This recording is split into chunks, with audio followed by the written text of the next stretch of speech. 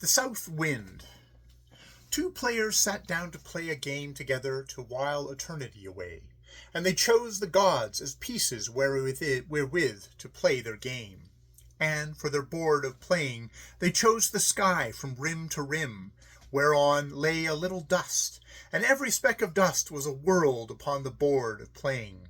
And the players were robed, and their faces veiled, and the robes and veils were alike, and their names were Fate and Chance. And as they played their game and moved the gods hither and thither about the board, the dust arose and shone in the light from the players' eyes that gleamed behind the veils. Then said the gods, "See how we stirred the dust."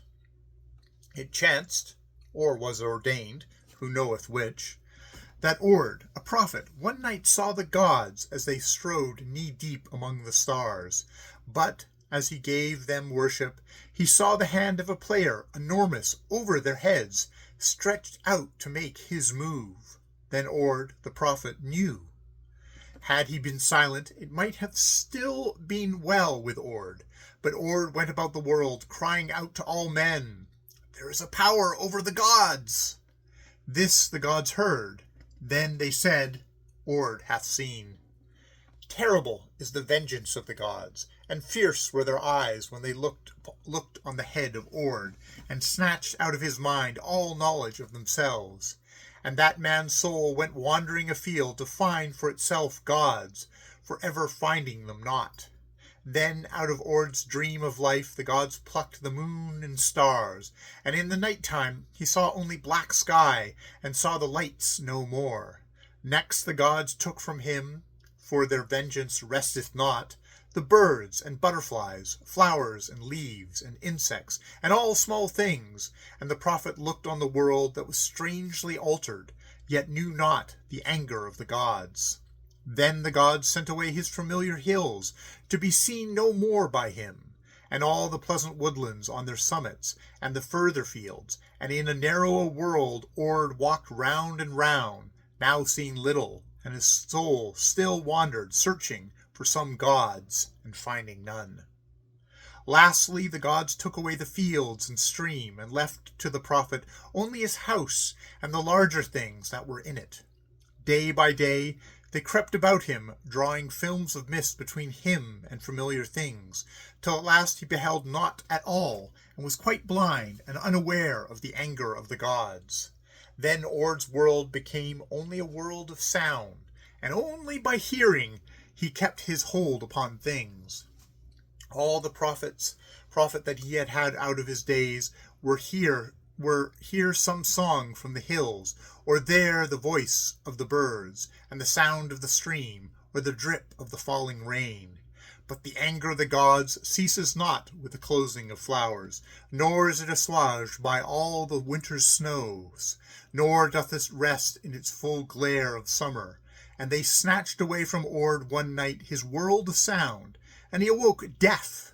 But as a man may smite away the hive of the bee, and the bee with all his fellows builds again, knowing not what hath smitten his hive, or that it shall smite again, so Ord built for himself a world out of old memories, and set it in the past. There he builded himself cities out of former joys, and therein built palaces of mighty things achieved, and with his memory as a key he opened golden locks, and still had a world to live in, though the gods had taken from him the world of sound and all the world of sight. But the gods tire not from pursuing, and they seized his world of former things, and took his memory away, and covered up the paths that led into the paths that led into the past, and left him blind and deaf and forgetful among men, and caused all men to know that this was he who once had said the gods were little things. And lastly, the gods took his soul, and out of it they fashioned the South Wind to roam the seas forever, and not have rest. And well the South Wind knows that he hath once understood somewhere and long ago, and so he moans to the islands and cries along southern shores, "I have known," and "I have known." But all things sleep when the South Wind speaks to them, and none heed his cry that he hath known, but are rather content to sleep. But still the South Wind knoweth that there is something that he hath forgot, goes on crying, I have known, seeking to urge men to arise and to discover it. But none heed the sorrows of the South Wind, even when he driveth his tears out of the south, so that though the South Wind cries on, and never findeth rest, none heed that there is aught that may be known, and the secret of the gods is safe. But the business of the South Wind is with the North, and it is said that the time will one day come when he shall overcome the bergs and sink the seas of ice and come where the secret of the gods is graven upon the pole. And the game of fate and chance shall suddenly cease, and he that loses shall cease to be or ever have been. And from the board of playing, fate or chance, who knoweth which shall win, shall sweep the gods away.